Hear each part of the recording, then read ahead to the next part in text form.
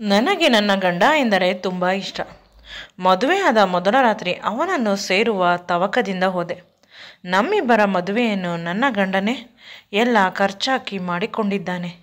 ಏಕೆಂದರೆ ಅಷ್ಟೊಂದು ಒಳ್ಳೆಯವನು. ಅವನಿಗಾಗಿ ನನ್ನದೆಲ್ಲವನ್ನು ಅರ್ಪಿಸಲು ಹೋದೆ. ಆದರೆ ನನ್ನ ಗಂಡ ಕುಡಿಯುವ ಹಾಲಿನಲ್ಲಿ ನಿದ್ದೆ ಮಾತ್ರೆಯನ್ನು ಹಾಕಿ ನನಗೆ ಪ್ರಜ್ಞೆ ತಪ್ಪಿದಾಗ ಅವನ ಗೆಳೆಯನ ಜೊತೆ ಮಲಗಿಸಿದ. ಪ್ರತಿ ರಾತ್ರಿ ಇದೇ ಮಾಡುತ್ತಿದ್ದ. ಅವನಿಗೆ ಡೈರಿ ಬರೆಯುವ ಹವ್ಯಾಸವಿತ್ತು. ಒಂದು ದಿನ ಅವನ ಡೈರಿಯನ್ನು ಓದಿದಾಗ ಬೆಚ್ಚಿಬಿದ್ದೆ. ಅಯ್ಯೋ, ನನ್ನ ಗಂಡ ನನ್ನ ಸರ್ವಸ್ವವನ್ನು ಒಪ್ಪಿಸಿದ್ದಾನೆ. ನನಗೇ ತಿಳಿಯದೆ ಈ ವಿಷಯ ತಿಳಿಯುವ ಹೊತ್ತಿಗೆ ಕಾಲ ಮಿಂಚಿ ಹೋಗಿತ್ತು. ನಾನು ನನ್ನ ಗಂಡನ ಗೆಳೆಯನ ಮಗುವಿಗೆ ಪ್ರೆಗ್ನೆಂಟ್ ಆಗಿದ್ದೆ. ಅಯ್ಯೋ, ನನ್ನ ಅಪ್ಪ ಅಮ್ಮನಿಗೆ ಗೊತ್ತಾದರೆ ಈ ವಿಷಯ ಏನು ಮಾಡಲಿ? ಈ ಪ್ರಪಂಚ ನನ್ನನ್ನು ಯಾವ ರೀತಿ ನೋಡುತ್ತದೆ? ನನ್ನ ಹೆಸರು ಕಾವ್ಯ. ಅಪ್ಪ ಅಮ್ಮನಿಗೆ ಬೇಡದ ಮಗಳು. ಮದುವೆಯಾದ 20 ವರ್ಷಗಳ ನಂತರ ನನ್ನ ಅಪ್ಪ ಅಮ್ಮನಿಗೆ ಹುಟ್ಟಿದ್ದು ನಾನು. ಆದ್ದರಿಂದ ಈಗ ನನಗೆ 25 ವರ್ಷ. ಅಪ್ಪ ಅಮ್ಮನಿಗೆ 65ರಿಂದ 70 ವರ್ಷ ವಯಸ್ಸಾಗಿದೆ.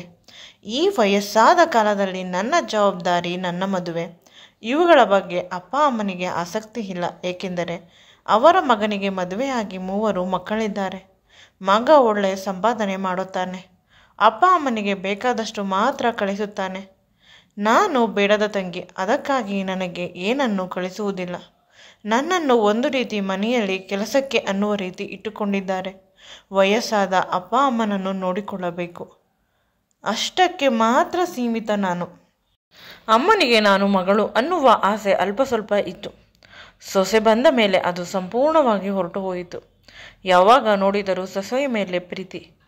ಅವಳು ಮಕ್ಕಳನ್ನು ಹೇಗೆ ಸಾಕುತ್ತಿದ್ದಾಳೆ, ಊಟ ತಿಂದಳ, ಸ್ನಾನ ಮಾಡಿದ್ದಳ, ಗಂಡನನ್ನು ಹೇಗೆ ನೋಡಿಕೊಳ್ಳುತ್ತಿದ್ದಾಳೆ, ಅಡಿಗೆ ಏನು ಮಾಡಿದ್ದಾಳೆ, ತಿಂಡು ಏನು ಮಾಡಿದ್ದಾಳೆ, ಈ ರೀತಿಯ ವಿಷಯದ ಬಗ್ಗೆ ಯೋಚನೆ. ಮನೆಯಲ್ಲಿ ಇರುವ ಮಗಳು ಒಂದು ಹೊತ್ತು ಊಟ ಮಾಡಿದ್ದಾಳ ಅಂತ ಅವರಿಗೆ ಚಿಂತೆ ಇಲ್ಲ. ಅವರಿಬ್ಬರು ತಿಂದು ಉಳಿದಿದ್ದನ್ನು ನಾನು ತಿನ್ನುತ್ತಿದ್ದೆ. ಒಮ್ಮೊಮ್ಮೆ ಇವರಿಬ್ಬರು ನಿಜವಾಗಲೂ ನನ್ನ ಅಪ್ಪ ಅಮ್ಮನ ಅಥವಾ ಎಲ್ಲಾದರೂ ಬೇರೆ ಕಡೆಯಿಂದ ನನ್ನನ್ನು ಕರೆದುಕೊಂಡು ಬಂದರ ಅನ್ನುವ ಅನುಮಾನ ಬರುತ್ತಿತ್ತು. ನನಗೂ ಕೂಡ ವಯಸ್ಸಿಗೆ ತಕ್ಕಂತೆ ಆಸೆಗಳು. ಚೆನ್ನಾಗಿರುವ ಬಟ್ಟೆ ಹಾಕಿಕೊಳ್ಳಬೇಕು, ಮೇಕಪ್ ಮಾಡಿಕೊಳ್ಳಬೇಕು, ಕೂದಲನ್ನು ಬಿಟ್ಟುಕೊಳ್ಳಬೇಕು.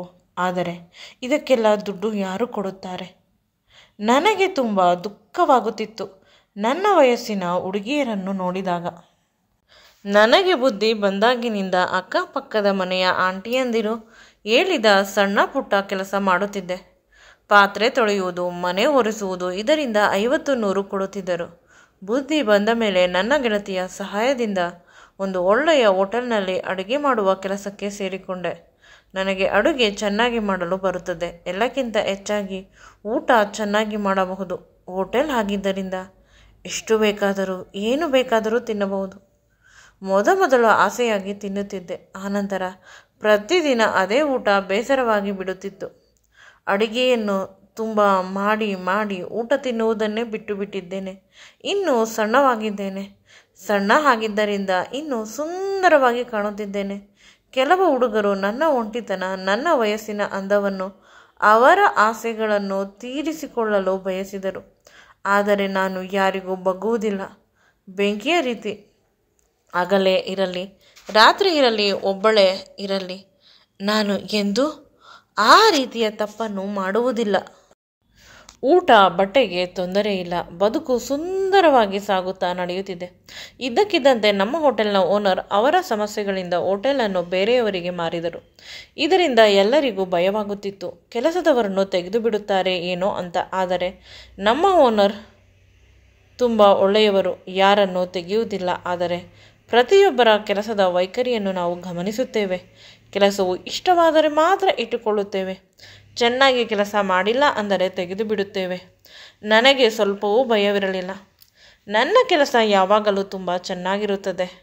ನಾನಲ್ಲ, ಪ್ರತಿಯೊಬ್ಬರು ಹೇಳುತ್ತಾರೆ. ಮ್ಯಾನೇಜರಿಗೆ ನಾನು ಮಾಡುವ ಶಾವಿಗೆ ಪಾಯಸ ಅಂದರೆ ತುಂಬ ಇಷ್ಟ. ಅದರ ಜೊತೆಗೆ ಸೊಪ್ಪು ಮತ್ತು ಕಾಳುಗಳಿಂದ ಮಾಡಿದ ಬಸ್ಸಾರನ್ನು ಮಾಡಿಸಿಕೊಂಡು ತಿನ್ನುತ್ತಿದ್ದರು. ಅವರಿಗೂ ಚಿಕ್ಕ ವಯಸ್ಸು. ನನಗಿಂತ 4-5 ವರ್ಷ ದೊಡ್ಡವರಿರಬಹುದು ಅಷ್ಟೆ. ಅವರ ಅಪ್ಪ ಅಮ್ಮ ತುಂಬ ಆಸ್ತಿ ಬಿಟ್ಟು ಹೋಗಿದ್ದಾರಂತೆ. ಅದನ್ನು ಅನುಭವಿಸುತ್ತಿದ್ದಾರೆ. ಒಂದು ದಿನ ನನ್ನ ಬಳಿ ಮದುವೆ ಬಗ್ಗೆ ಪ್ರಸ್ತಾಪ ತೆಗೆದರು. ಬಡವರು ಶ್ರೀಮಂತರು ಅನ್ನುವ ಭೇದವಿಲ್ಲ. ನಾನು ನಿನ್ನನ್ನು ಮದುವೆ ಆಗುತ್ತೇನೆ, ತುಂಬ ಪ್ರೀತಿಯಿಂದ ನೋಡಿಕೊಳ್ಳುತ್ತೇನೆ, ದಯವಿಟ್ಟು ಒಪ್ಪಿಕೋ ಅಂತ ಕೇಳಿದರು.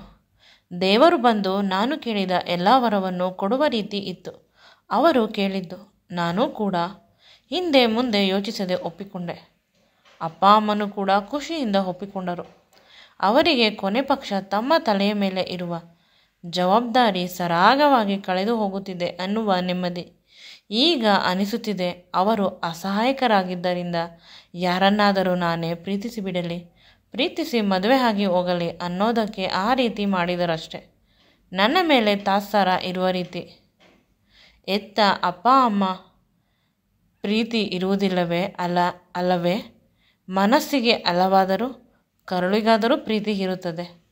ಅವರು ತುಂಬ ಒಳ್ಳೆಯವರು ಅಂತ ಇಂದು ಅನಿಸುತ್ತಿದೆ. ಅಥವಾ ಅವರಿಗೆ ಭಯ ಇರಬಹುದು, ನಮ್ಮನ್ನು ಅನಾಥವಾಗಿ ಬಿಟ್ಟು ಹೊರಟು ಹೋಗುತ್ತಾಳೆ ಅಂತ. ನಮ್ಮ ಹೋಟೆಲ್ ಮಾಲೀಕರಿಗೆ ನಾನು ಹೆಂಡತಿ ಆಗಿ ಹೋಗುತ್ತಿದ್ದೇನೆ ಅನ್ನುವ ವಿಷಯವನ್ನು ನೆನೆದು ತುಂಬ ಖುಷಿಯಾಗುತ್ತಿತ್ತು. ನಾನು ಕೇಳಿದ್ದೆ, ನನ್ನ ಅಪ್ಪ ಅಮ್ಮನೂ ಕೂಡ ನನ್ನ ಜೊತೆ ಬರುತ್ತಾರೆ, ಅಣ್ಣ ಬಿಟ್ಟು ಹೋದ ರೀತಿ ನಾನು ಬಿಡಲು ಸಾಧ್ಯವಿಲ್ಲ ಅಂತ. ಕೇಳಿದ ತಕ್ಷಣ ಸ್ವಲ್ಪ ದಿನ ಬೇಡ, ನಮಗೆ ಮಕ್ಕಳು ಮರಿ ಆದ ಮೇಲೆ ಬರಲಿ, ನಿನ್ನ ಅಪ್ಪ ಅಮ್ಮನನ್ನು ನೋಡಿಕೊಳ್ಳಲು ಒಬ್ಬರು ಕೆಲಸದವರನ್ನು ಇಡೋಣ, ಅಡುಗೆ ತಿಂಡಿ ಮಾಡಲು, ಅವರ ಸೌಕರ್ಯವನ್ನು ನೋಡಿಕೊಳ್ಳಲು ಅಂದರು. ನನ್ನ ಗಂಡ ಹೇಳಿದಾಗ ಅವರ ಕಾಲಿಗೆ ನಮಸ್ಕರಿಸಿದೆ. ದೇವರೇ ನನಗೆ ಗಂಡನಾಗಿ ಬರುತ್ತಿದ್ದಾನೆ ಅಂತ. ಮದುವೆಗೆ ಬೇಕಾದ ಎಲ್ಲ ಖರ್ಚು ವೆಚ್ಚಗಳನ್ನು ಅವರೇ ಭರಿಸಿದರು. ಚೆನ್ನಾಗಿರುವ ಸೀರೆಗಳನ್ನು ಒಡವೆಗಳನ್ನು ತೆಗೆದುಕೊಟ್ಟರು. ನನಗೂ ನನ್ನ ಅಪ್ಪ ಅಮ್ಮನಿಗೂ ಅಣ್ಣನಿಗೂ ಕೂಡ ಖುಷಿಯಿಂದ ಬಂದು ಮದುವೆಯಲ್ಲಿ ಓಡಾಡಿದ. ಶ್ರೀಮಂತರ ಮನೆಗೆ ಸೊಸೆಯಾಗಿ ಹೋಗುತ್ತಿದ್ದಾಳೆ ನನ್ನ ತಂಗಿ ಅಂತ ಅವನಿಗೆ ಖುಷಿ. ಅತ್ತಿಗೆಗೆ ಒಳಗಡೆ ಹೊಟ್ಟೆ ಉರಿ ಇದ್ದರೂ ಮೇಲೆ ಮಾತ್ರ ಖುಷಿಯಾಗಿ ಇದ್ದಾಳೆ. ನನ್ನ ಸೌಭಾಗ್ಯಕ್ಕೆ ಇಡೀ ಊರೇ ಸಂಭ್ರಮಿಸುತ್ತಿದೆ. ಎಲ್ಲರ ಮದುವೆಯಲ್ಲೂ ಕಣ್ಣೀರ ಧಾರೆ ಇರುತ್ತದೆ. ಆದರೆ ಇಲ್ಲಿ ಕಣ್ಣೀರಿಗಿಂತ ಹೆಚ್ಚಿಗೆ ನಾನು ಮದುವೆಯಾಗಿ ಹೋಗುತ್ತಿದ್ದೇನೆ, ನನ್ನ ಗಂಡನಿಗೆ ನನ್ನ ಸರ್ವಸ್ವವನ್ನು ಅರ್ಪಿಸುವ ಆತುರದಲ್ಲಿ ನಾನು ಇದ್ದರೆ, ನನ್ನ ಅಪ್ಪ ಅಮ್ಮ ತಮ್ಮ ಮಗಳ ಮದುವೆ ಆದ ಖುಷಿಯಲ್ಲಿದ್ದಾರೆ. ಅಣ್ಣ ಮತ್ತು ಅತ್ತಿಗೆ ಈ ಸಮಾಜದಲ್ಲಿ ಒಂದು ಶ್ರೀಮಂತರ ಮನೆಯ ಸಂಬಂಧ ನಮಗೆ ಸಿಕ್ಕಿತು, ಅವರುಗಳಿಂದ ತಮ್ಮ ಬಿಸ್ನೆಸ್ಗೆ ಮುಂದೆ ಸಹಾಯವಾಗುತ್ತದೆ ಅನ್ನುವ ಯೋಚನೆ. ನನ್ನ ಗಂಡ ನನ್ನನ್ನು ತುಂಬ ಮರ್ಯಾದೆಯಿಂದ ಅವನ ಕಾರಿನಲ್ಲಿ ಕರೆದುಕೊಂಡು ಬಂದ. ಮದುವೆಯೇನೋ ತುಂಬ ಗ್ರ್ಯಾಂಡಾಗಿ ಮಾಡಿದ್ದರು. ಆ ಮದುವೆಯ ಪ್ರತಿ ಕ್ಷಣವೂ ಕೂಡ ಹಚ್ಚ ಹಸಿರಾಗಿದೆ. ನೆನೆಸಿಕೊಂಡು ಮನಸ್ಸಿಗೆ ತುಂಬ ಖುಷಿಯಾಗುತ್ತದೆ. ಇದೆಲ್ಲ ಕನಸ ಅಂತ ಒಮ್ಮೆಗೆ ಭಯವಾಗುತ್ತದೆ. ಆಗ ನನ್ನ ಕೈಯನ್ನು ನಾನೇ ಗಿಲ್ಲಿ ನೋಡುತ್ತೇನೆ. ಇಲ್ಲ, ನನಸು ಅಂತ ನೆಮ್ಮದಿ ಆಗುತ್ತದೆ. ನಾನು ನನ್ನ ಗಂಡನ ಬರುವಿಕೆಗಾಗಿ ಕಾಯುತ್ತಾ ಕುಳಿತಿದ್ದೇನೆ. ಅವರಿಗಾಗಿ ಹಾಲನ್ನು ತೆಗೆದುಕೊಂಡು ಅವರು ಬಂದ ತಕ್ಷಣ ಖುಷಿಯಿಂದ ಅವರ ಹತ್ತಿರ ಹೋದೆ. ಮೇಲಿಂದ ಕೆಳಗೆ ನನ್ನನ್ನು ನೋಡಿ ಅವರು ಒಂದೇ ಒಂದು ಮಾತು ಹೇಳಿದ್ದು, ತುಂಬ ಸುಂದರವಾಗಿ ಕಾಣುತ್ತಿದ್ದೀಯಾ ಅಂತ. ನಾನು ನಾಚಿಕೆಯಿಂದ ತಲೆ ಬಗ್ಗಿಸಿದೆ. ಸ್ವಲ್ಪ ಹೊತ್ತು ತಲೆಯನ್ನು ಮೇಲೆ ಎತ್ತಲಿಲ್ಲ. ನಾನು ನಾಚಿಕೆಯಾಗುತ್ತಿತ್ತು. ನಂತರ ಅವರು ಅವರ ಕೈಯಲ್ಲಿದ್ದ ಹಾಲನ್ನು ನನಗೆ ಸಂಪೂರ್ಣವಾಗಿ ಕುಡಿಸಿದರು. ನಾನು ನೀವು ಸ್ವಲ್ಪ ಕುಡಿಯಿರಿ ಅಂತ ಹೇಳಲು ಕೂಡ ಅವಕಾಶ ಮಾಡಿಕೊಟ್ಟಿಲ್ಲ. ನಾನು ಕೇಳಿದೆ, ನೀವು ಸ್ವಲ್ಪ ಕುಡಿಯಬಹುದಿತ್ತಲ್ಲವೇ ಅಂತ. ಆನಂತರ ಇಲ್ಲ, ನಮ್ಮ ಮನೆಯ ಶಾಸ್ತ್ರ ಹೆಂಡತಿಗೆ ಸಂಪೂರ್ಣವಾದ ಹಾಲನ್ನು ಮದುವೆಯಾದ ರಾತ್ರಿಯಲ್ಲಿ ಕುಡಿಸಿದರೆ ಆ ಮನೆ ಸಿರಿ ಸಂಪತ್ತುಗಳಿಂದ ತುಂಬಿ ತುಳುಕುತ್ತದೆ. ನೀನು ನಮ್ಮ ಮನೆಯ ಮಹಾಲಕ್ಷ್ಮಿ, ಈ ಮನೆಯನ್ನು ಬೆಳಗಲು ಬಂದಿರುವವಳು ಅಂತ ದೊಡ್ಡ ದೊಡ್ಡ ಮಾತುಗಳಲ್ಲಿ ನನ್ನನ್ನು ಹೊಗಳಿದರು. ನನಗೆ ಆಶ್ಚರ್ಯವಾಗುತ್ತಿತ್ತು. ನನ್ನ ಖುಷಿಗೆ ಪಾರವೇ ಇಲ್ಲ. ಸ್ವಲ್ಪ ಹೊತ್ತು ಹಾಗೆ ಮಲಗಿದೆ ಅನಿಸುತ್ತದೆ. ಎಚ್ಚರವಾದಾಗ ಬೆಳಗ್ಗೆ ಆಗಿತ್ತು. ನನ್ನ ಗಂಡ ಪಕ್ಕ ಇರಲಿಲ್ಲ. ರಾತ್ರಿ ನಮ್ಮಿಬ್ಬರ ಮಧ್ಯೆ ಏನಾದರೂ ಮಧುರವಾಗಿ ನಡೆಯುತ್ತಾ ಅಂತ ಚಿಂತಿಸಿದೆ. ಇಲ್ಲ, ಏನೂ ನೆನಪಾಗುತ್ತಿಲ್ಲ. ಹಾಲು ಕುಡಿದಿದ್ದು ಮಾತ್ರ ನೆನಪು. ಇನ್ನೂ ಕೂಡ ಬೇಸರವಿದೆ. ಅವರು ನನ್ನ ಜೊತೆ ಹಾಲನ್ನು ಹಂಚಿಕೊಂಡಿಲ್ಲ ಅಂತ. ಮೇಲೆ ಹೇಳಲು ಹೋದಾಗ ನನಗೆ ಅರಿವಾಯಿತು ನನ್ನ ಮೈ ಮೇಲೆ ಬಟ್ಟೆಗಳಿಲ್ಲ ಅಂತ. ಆಗ ನನಗೆ ಖುಷಿಯಾಯಿತು. ರಾತ್ರಿ ನಮ್ಮಿಬ್ಬರ ಮಧ್ಯೆ ಮಿಲನವಾಗಿದೆ. ಆದರೆ ನನಗೆ ತಿಳಿದಿಲ್ಲ. ಪರವಾಗಿಲ್ಲ, ಅವರಿಗೆ ತಿಳಿದಿದ್ದರೆ ಸಾಕಲ್ಲವೇ ಅಂದುಕೊಂಡು ರೆಡಿಯಾಗಿ ಬಂದೆ. ಅವರು ಕೊಡಿಸಿದ್ದ ತುಂಬ ದುಬಾರಿಯಾದ ಸೀರೆಯನ್ನು ಉಟ್ಟಿಕೊಂಡೆ. ನನ್ನ ಗಂಡನ ಕಣ್ಣಿಗೆ ಚೆನ್ನಾಗಿ ಕಾಣಿಸಬೇಕು, ಅವರು ನನ್ನ ಹಿಂದೆ ಸುತ್ತಬೇಕು. ನೋಡಲು ತುಂಬ ಸುಂದರವಾಗಿರುವುದರಿಂದ ನಾನು ತುಂಬ ಹೊತ್ತು ಮೇಕಪ್ ಮಾಡುವ ಅವಶ್ಯಕತೆ ಇರುವುದಿಲ್ಲ. ನಾನು ರೆಡಿಯಾಗಿ ಬಂದಾಗ ಮನೆಯಲ್ಲಿ ಇದ್ದ ನನ್ನ ಗಂಡನ ಚಿಕ್ಕಪ್ಪ ಚಿಕ್ಕಮ್ಮ ಅವರ ಮಕ್ಕಳು ಆಶ್ಚರ್ಯದಿಂದ ನನ್ನನ್ನೇ ನೋಡುತ್ತಿದ್ದರು. ಎಷ್ಟು ಸುಂದರವಾಗಿದ್ದಾಳೆ ಅಂತ. ನಮ್ಮ ಮನೆಯವರಿಗೆ ಅಪ್ಪ ಅಮ್ಮ ಇಲ್ಲ. ತುಂಬ ವರ್ಷಗಳ ಹಿಂದೆ ಆರೋಗ್ಯದ ಸಮಸ್ಯೆಯಿಂದ ಹೊರಟು ಹೋಗಿದ್ದಾರೆ ಈ ಪ್ರಪಂಚವನ್ನು ಬಿಟ್ಟು. ಇವರು ಚಿಕ್ಕಪ್ಪ ಚಿಕ್ಕಮ್ಮ ಅವರ ಸಂಸಾರ ವಿದೇಶದಲ್ಲಿ ಇರುವುದು. ಈಗ ನಮ್ಮ ಮದುವೆ ಅಂತ ಬಂದಿದ್ದಾರೆ. ಆದರೂ ಅತ್ತೆ ಮಾವನಿಗೆ ಕೊಡಬೇಕಾದ ಮರ್ಯಾದೆಯನ್ನು ಅವರಿಗೆ ಕೊಡುತ್ತಿದ್ದೆ. ಎಲ್ಲರಿಗೂ ಖುಷಿಗಿಂತ ಹೆಚ್ಚಿಗೆ ಒಂದು ರೀತಿ ಆಶ್ಚರ್ಯದಿಂದ ವಿಚಿತ್ರವಾಗಿ ವರ್ತಿಸುತ್ತಿದ್ದರು. ಅದೆಲ್ಲವೂ ನನಗೆ ಅರ್ಥವಾಗುತ್ತಿರಲಿಲ್ಲ, ನನಗೆ ಬೇಕಾಗೂ ಕೂಡ ಇರಲಿಲ್ಲ. ಪ್ರತಿದಿನವೂ ಕೂಡ ಅವರು ಬಂದು ನನಗೆ ಹಾಲು ಕೊಡುತ್ತಾರೆ.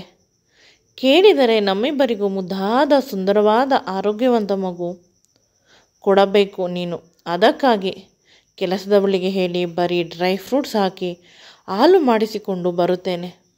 ವರ್ಷ ತುಂಬುವುದರ ಒಳಗೆ ಆರೋಗ್ಯವಂತ ಮುದ್ದಾದ ಮಗುವನ್ನು ನೀನು ನನಗೆ ಕೊಡಬೇಕು. ಅದಕ್ಕಾಗಿ ಆರೈಕೆ ಅಂತ ಹೇಳುತ್ತಿದ್ದರು. ನನ್ನನ್ನು ತುಂಬ ಪ್ರೀತಿಸುತ್ತಿದ್ದರು, ತುಂಬ ಚೆನ್ನಾಗಿ ನೋಡಿಕೊಳ್ಳುತ್ತಿದ್ದರು. ಪ್ರತಿದಿನವೂ ನನಗೆ ಹಾಲು ಕುಡಿದ ನಂತರ ಪ್ರಜ್ಞೆ ಇರುತ್ತಿರಲಿಲ್ಲ.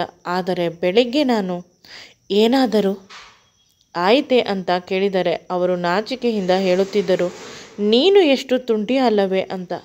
ನನಗೆ ನೆನಪಿಲ್ಲ ಅಂದರೆ ಇಲ್ಲ, ಸುಳ್ಳು ಹೇಳುತ್ತೀಯ, ನಿನಗೆ ನೆನಪಿತ್ತು. ಆ ಮಾತನ್ನು ಸಂಪೂರ್ಣವಾಗಿ ಮಾತನಾಡುತ್ತಿರಲಿಲ್ಲ.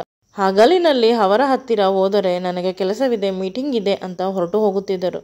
ಒಮ್ಮೊಮ್ಮೆ ಬೇಸರವಾಗುತ್ತಿತ್ತು ನನಗೆ. ಅರಿವಿಲ್ಲದೆ ಅವರ ಜೊತೆ ನಾನು ಇರುತ್ತೇನೆ ಅಂತ. ಅವರ ನಗುವನ್ನು ಕಂಡ ತಕ್ಷಣ ಅವರು ಹೇಗೆ ಹೇಳಿದರೆ ಹಾಗೆ ಕೇಳಬೇಕು. ಅವರ ಋಣ ನನ್ನ ಮೇಲೆ ಇದೆ ಅಂತ ಅನಿಸುತ್ತಿತ್ತು. ತಿಂಗಳುಗಳು ಕಳೆದು ಹೋಯಿತು. ಈ ಸಲ ಪೀರಿಯಡ್ಸ್ ಮಿಸ್ ಆಯಿತು. ಅಮ್ಮನಿಗೆ ಫೋನ್ ಮಾಡಿ ಕೇಳಿದಾಗ ಅಮ್ಮ ಪ್ರೆಗ್ನೆನ್ಸಿ ಟೆಸ್ಟ್ ಮಾಡು ಅಂತ ಹೇಳಿದರು. ಟೆಸ್ಟ್ ಮಾಡಿದಾಗ ಪಾಸಿಟಿವ್ ಬಂತು ರಿಸಲ್ಟ್. ಅಂದರೆ ನಾನು ಪ್ರೆಗ್ನೆಂಟ್. ಹೇಳಬೇಕು, ಅವರು ಯಾವಾಗಲೂ ಮಗುವಿನ ಬಗ್ಗೆ ಮಾತನಾಡುತ್ತಾರೆ. ಮಕ್ಕಳು ಎಂದರೆ ಅವರಿಗೆ ತುಂಬ ಇಷ್ಟ ಅಂತ ಯೋಚಿಸುತ್ತಿದ್ದೆ. ಈಗಲೂ ಒಂದೇ ಒಂದು ಪ್ರಶ್ನೆ ಮನಸ್ಸಿನಲ್ಲಿ ಕಾಡುತ್ತಿರುವುದು. ಅವರ ಸ್ಪರ್ಶ, ಅವರು ನನಗೆ ಮುತ್ತು ಕೊಟ್ಟಿದ್ದು, ನಮ್ಮಿಬ್ಬರ ಮಿಲನ ನನಗೆ ಸ್ವಲ್ಪ ಕೂಡ ನೆನಪಿಲ್ಲ. ಆದರೂ ನಾನು ಪ್ರೆಗ್ನೆಂಟ್. ಖುಷಿ ಪಡಬೇಕು. ಒಂದು ಹೊತ್ತು ಊಟಕ್ಕೆ ಕಷ್ಟಪಡುತ್ತಿದ್ದವಳಿಗೆ ಇಷ್ಟೊಂದು ಐಷಾರಾಮಿ ಜೀವನ, ಸಮಾಜದಲ್ಲಿ ಒಂದು ಒಳ್ಳೆಯ ಸ್ಥಾನ ಕೊಟ್ಟಿರುವ ಅವರ ಬಗ್ಗೆ ಅನುಮಾನ ಪಡಬಾರದು. ನನ್ನ ಬದುಕನ್ನು ಅಕಸ್ಮಾತ್ ಕೆಟ್ಟದ್ದಕ್ಕೆ ಅವರು ಬಳಸಿಕೊಂಡರು, ಅದಕ್ಕೂ ನಾನು ಸಿದ್ಧ. ಮನಸ್ಸಿಗೆ ಬುದ್ಧಿ ಹೇಳಿದೆ, ಪದೇ ಪದೇ ನನ್ನ ಮನಸ್ಸನ್ನು ಹಾಳು ಮಾಡಬೇಡ, ಹಣೆಯಲ್ಲಿ ಬರದಂಗೆ ಆಗುತ್ತದೆ ಅಂತ ಅವರಿಗೆ ಫೋನ್ ಮಾಡಿದೆ. ಅವರು ಮೆಸೇಜ್ ಮಾಡಿದರು, ಬ್ಯುಸಿ ಇದ್ದೇನೆ ಅಂತ. ನಂತರ ಅವರಿಗಾಗಿ ಕಾದು ಕಾದು ಚಡಪಡಿಸುತ್ತಿದ್ದೆ. ಇದ್ದಕ್ಕಿದ್ದಂತೆ ಗಾಳಿ ಜಾಸ್ತಿ ಆಯಿತು. ಏನಾಗುತ್ತಿದೆ ಅಂತ ತಿಳಿಯುತ್ತಿಲ್ಲ. ರೂಮಿನಲ್ಲಿದ್ದ ಕಿಟಕಿಗಳು ಜೋರಾಗಿ ಹೊಡೆಯುತ್ತಿದ್ದವು. ಆಗ ನನಗೆ ಅವರಿಗೆ ಸರ್ಪ್ರೈಸ್ ಕೊಡಬೇಕು ಅಂತ ಯೋಚಿಸಿದೆ. ಅವರು ಮನೆಗೆ ಬಂದ ತಕ್ಷಣ ಫ್ರೆಶ್ ಆಗಲು ಕಬೋರ್ಡ್ಗೆ ಕೈ ಹಾಕುತ್ತಾರೆ, ಬಟ್ಟೆಗಳನ್ನು ತೆಗೆಯಲು. ಸೊ ಆ ಬಟ್ಟೆಗಳ ಮೇಲೆ ನೀವು ಅಪ್ಪ ಆಗುತ್ತಿದ್ದೀರಾ ಅಂತ ಒಂದು ಮುದ್ದಾದ ಮಗುವಿನ ಚಿತ್ರವನ್ನು ಬರೆದು ಇಡಲು ಹೋದೆ. ಕಬೋರ್ಡ್ ತೆಗೆದ ತಕ್ಷಣ ಎಲ್ಲ ಬಟ್ಟೆಗಳು ಕೆಳಗೆ ಬಿದ್ದವು. ಬೇಸರವಾಯಿತು. ಇನ್ನೂ ಅವರು ಬೇಜಾರು ಮಾಡಿಕೊಳ್ಳುತ್ತಾರೆ. ಅವರು ಬರುವುದರ ಒಳಗೆ ಎಲ್ಲ ಬಟ್ಟೆಗಳನ್ನು ಮಡಚಿಡಬೇಕು ಅಂತ ಪ್ರಯತ್ನಿಸಿದೆ. ಈ ರೀತಿ ಬಟ್ಟೆಗಳನ್ನು ನೀಟಾಗಿ ಎತ್ತಿಡುತ್ತಿದ್ದೆ. ಆಲ್ಮೋಸ್ಟ್ ಎಲ್ಲ ಆಯಿತು ಅಂತ ಅಂದುಕೊಂಡೆ. ಕೆಳಗೆ ಕಣ್ಣಾಯಿಸಿದೆ. ಕೆಳಗಿನ ಡ್ರಾಯರಲ್ಲಿ ಏನೋ ಒಂದು ಡೈರಿ ಇತ್ತು. ಆ ಡೈರಿಯನ್ನು ಓದಬೇಕು ಅಂತ ಮನಸ್ಸಾಯಿತು. ಪರ್ಸ್ನಲ್ ಅಲ್ಲವಾ, ಆದರೂ ಪರವಾಗಿಲ್ಲ. ಅವರು ನನ್ನ ಗಂಡ, ನಮ್ಮಿಬ್ಬರ ಮಧ್ಯೆ ಪ್ರೈವಸಿ. ಏನು, ಅವರ ಇಷ್ಟ ಕಷ್ಟಗಳು ತುಂಬ ಚೆನ್ನಾಗಿ ಗೊತ್ತಾಗುತ್ತದೆ. ಅವರಿಗೆ ಹೇಳುವುದಿಲ್ಲ ನಿಮ್ಮ ಡೈರಿ ಓದಿದ್ದೆ ಅಂತ. ಅಷ್ಟೇ ಅಲ್ಲವೇ, ನಾನು ಹೇಳಿದರೆ ಮಾತ್ರ ಅಲ್ಲವೇ ಗೊತ್ತಾಗುವುದು ಅಂತ ಓದಲು ಶುರು ಮಾಡಿದೆ. ಅವರ ಅಪ್ಪ ಅಮ್ಮ, ಅವರ ಸುಂದರವಾದ ಬದುಕು ಮೊದಲಿನ ಪುಟಗಳಲ್ಲಿತ್ತು.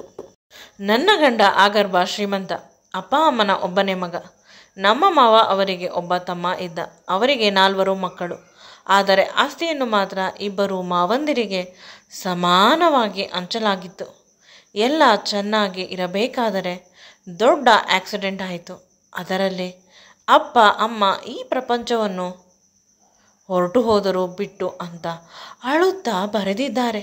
ನಂತರ ಇವರು ತಮ್ಮ ಬಿಸ್ನೆಸ್ ಅಲ್ಲಿ ಹೆಚ್ಚಿನ ಸಮಯವನ್ನು ಕಳೆದು ಈಗ ಒಬ್ಬ ದೊಡ್ಡ ಬಿಸ್ನೆಸ್ ಮ್ಯಾನ್ ಆಗಿದ್ದಾರೆ.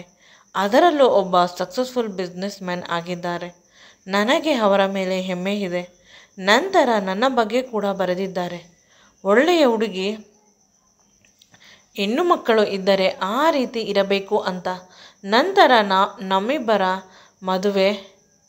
ಇನ್ನು ನಂತರದ ಪುಟಗಳನ್ನು ಓದಲು ನಾನು ತುಂಬ ಕಾತುರಳಾಗಿದ್ದೆ. ಏಕೆಂದರೆ ನಮ್ಮಿಬ್ಬರ ಮೊದಲ ರಾತ್ರಿ, ನಮ್ಮಿಬ್ಬರ ಮಿಲನದ ಬಗ್ಗೆ ಅವರು ಏನು ಬರೆದಿರುತ್ತಾರೆ ಅಂತ ಪುಟವನ್ನು ತೆಗೆದು ನೋಡಿ ಬೆಚ್ಚಿಬಿದ್ದೆ.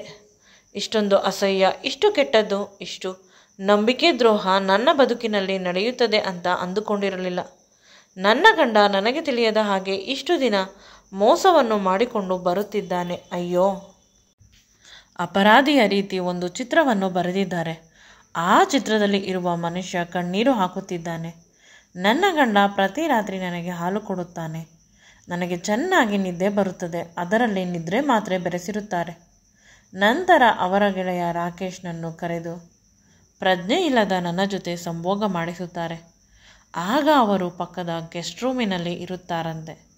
ಪ್ರತಿ ರಾತ್ರಿ ನನಗೂ ನನ್ನ ಗಂಡನಿಗೂ ಅಲ್ಲ, ನನಗೂ ಮತ್ತು ಅವರ ಗೆಳೆಯ ರಾಕೇಶ್ನಿಗೂ ಮಿಲನದ ರಾತ್ರಿಗಳು ಅಂತ ನನ್ನ ಗಂಡ ಬರೆದುಕೊಂಡಿದ್ದಾನೆ.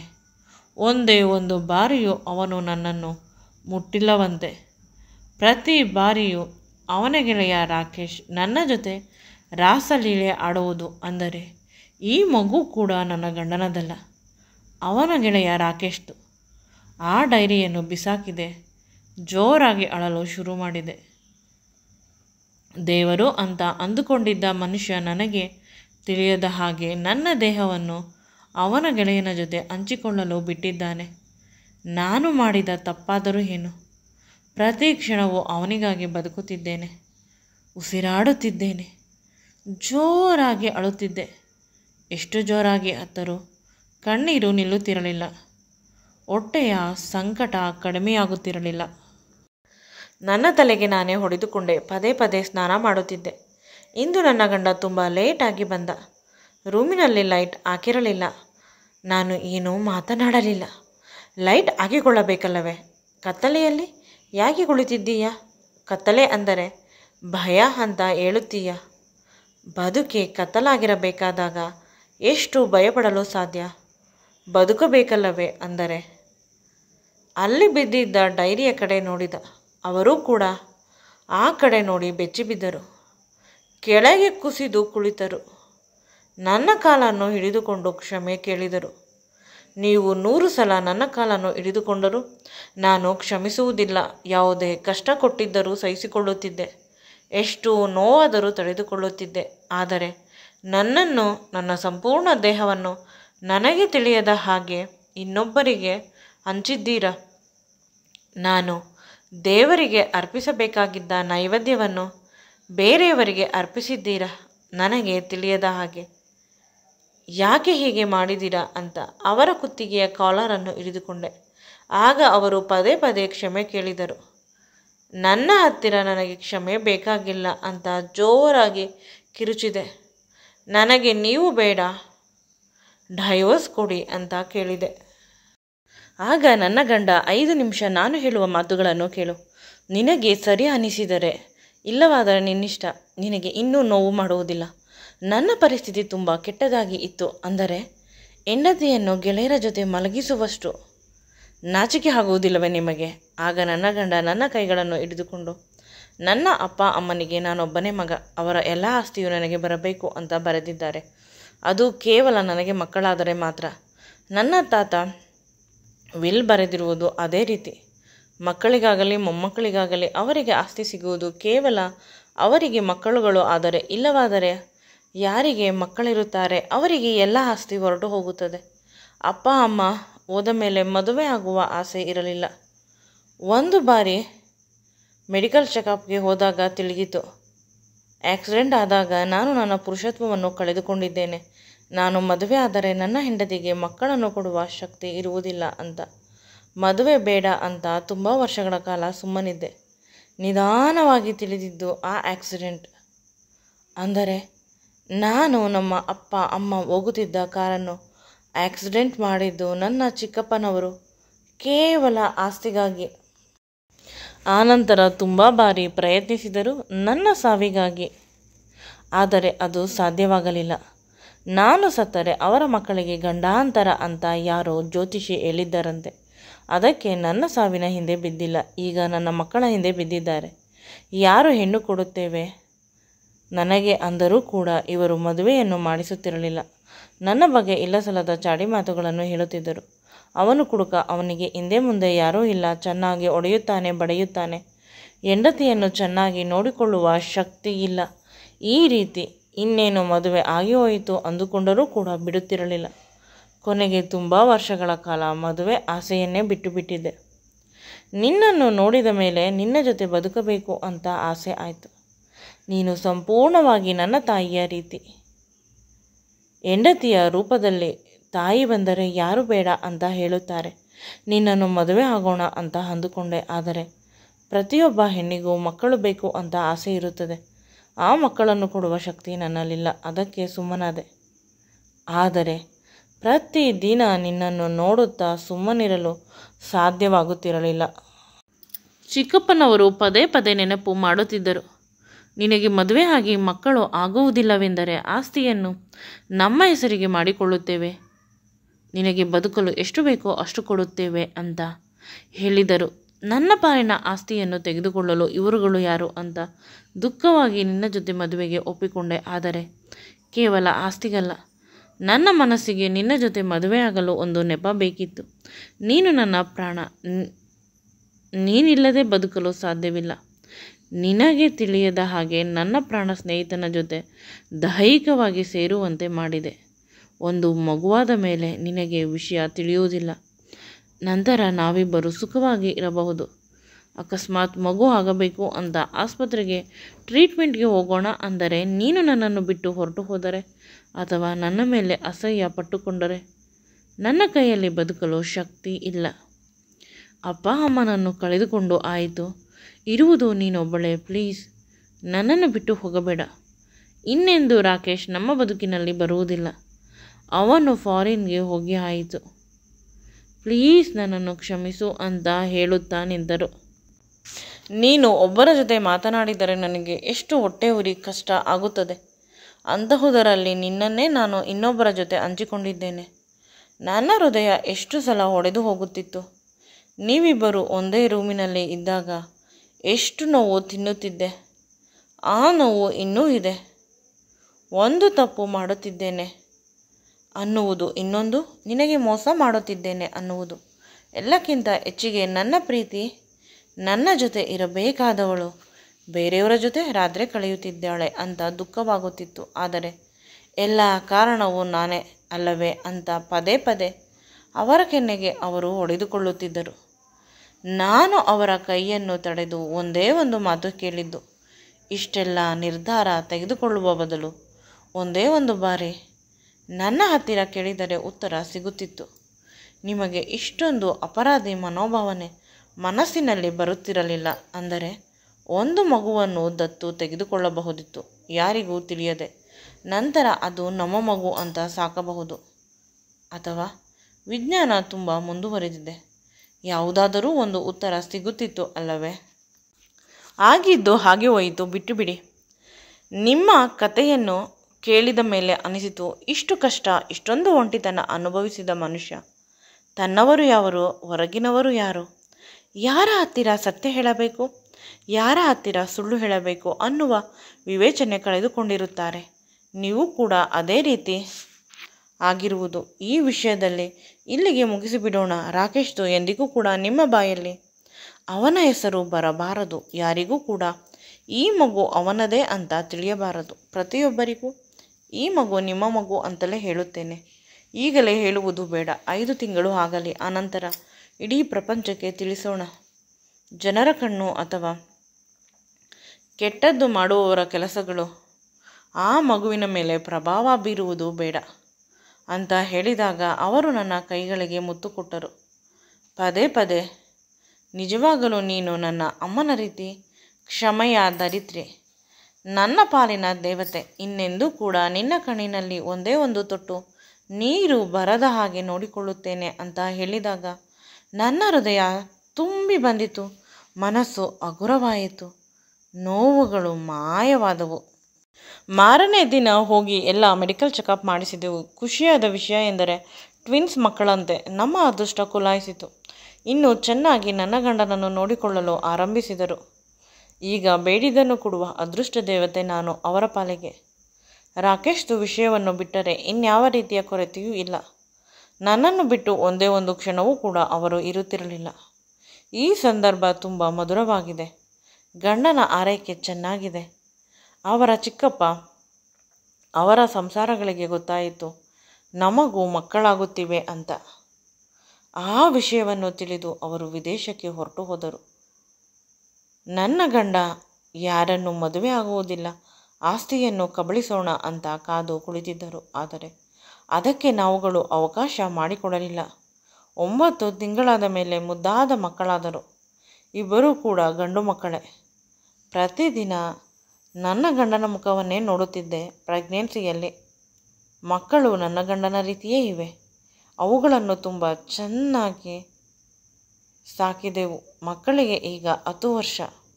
ಇಬ್ಬರಿಗೂ ಒಂದೇ ಒಂದು ಕ್ಷಣವೂ ಕೂಡ ಅವರು ಆ ಮಗುವಿನ ಅಪ್ಪ ಅಲ್ಲ ಅನ್ನುವ ರೀತಿ ವರ್ತಿಸಲಿಲ್ಲ. ಪ್ರತಿ ಕ್ಷಣವೂ ಕೂಡ ಆ ಮಕ್ಕಳು ಅವರ ಪ್ರಾಣ ಅನ್ನುವ ರೀತಿ ಬದುಕುತ್ತಿದ್ದಾರೆ. ಮನಸ್ಸಿನಲ್ಲಿ ಸ್ವಲ್ಪ ಭಯ ಇತ್ತು ಆ ವಿಷಯದಲ್ಲಿ. ಇಂದಿಗೂ ಕೂಡ ನನಗೇ ಆಗಲಿ ನನ್ನ ಮಕ್ಕಳಿಗಾಗಲಿ ರಾಕೇಶ್ ಬಗ್ಗೆ ತಿಳಿದಿಲ್ಲ ಮತ್ತು ನಾವು ನೋಡಿಲ್ಲ. ಈಗ ನನ್ನ ಅಪ್ಪ ಅಮ್ಮ ಕೂಡ ನನ್ನ ಜೊತೆ ಇದ್ದಾರೆ. ಬದುಕಲು ಅನುಭವಿಸಲು ಬೇಕಾದಷ್ಟು ಐಶ್ವರ್ಯವಿದೆ. ನೆಮ್ಮದಿಯಾಗಿ ನಾನು ನನ್ನ ಗಂಡ ಮಕ್ಕಳ ಜೊತೆ ಬದುಕುತ್ತಿದ್ದೇನೆ. ಎಲ್ಲಕ್ಕಿಂತ ಹೆಚ್ಚಾಗಿ ಇವರ ಚಿಕ್ಕಪ್ಪ, ಅವರ ಮಕ್ಕಳು, ಅವರ ಸಂಸಾರಗಳ ಜೊತೆ ಒಳ್ಳೆಯ ಸಂಬಂಧ ಇದೆ. ಮಕ್ಕಳಾದ ಮೇಲೆ ಎಲ್ಲ ಸಂಬಂಧಗಳು ತುಂಬ ಸುಧಾರಿಸಿದೆ ಬದುಕಿನಲ್ಲಿ. ಇಷ್ಟೇ, ಇವರು ಕೆಟ್ಟವರು ಅವರು ಕೆಟ್ಟವರು ಅಂತ ಅಂದುಕೊಳ್ಳಬಾರದು. ಇಷ್ಟೇ ಅನ್ನುವುದು ಅಷ್ಟಾಗುತ್ತದೆ. ಕೆಟ್ಟವರು ಅನ್ನುವವರು ಒಳ್ಳೆಯವರಾಗುತ್ತಾರೆ. ಅದೇ ರೀತಿ ಕೆಟ್ಟ ಸಮಯ ಇದ್ದಿದ್ದು ಒಳ್ಳೆಯ ಸಮಯವಾಗುತ್ತದೆ. ಅದಕ್ಕೆ ತಾಳ್ಮೆಯಿಂದ ಕಾಯಬೇಕು ಅಲ್ಲವೇ? ನನ್ನ ತಾಳ್ಮೆ, ನನ್ನ ಕ್ಷಮೆಯ ಗುಣ ನನ್ನ ಬದುಕನ್ನು, ಸಂಬಂಧಗಳನ್ನು, ಸಂಸಾರವನ್ನು ಕಾಪಾಡಿತು ಅಲ್ಲವೇ? ಈ ವಿಡಿಯೋ ನಿಮಗೆ ಇಷ್ಟವಾಗಿದ್ದಲ್ಲಿ ನನ್ನ ಚಾನಲನ್ನು ಲೈಕ್ ಮಾಡಿ, ಶೇರ್ ಮಾಡಿ ಮತ್ತು ಸಬ್ಸ್ಕ್ರೈಬ್ ಮಾಡಿ. Thank you.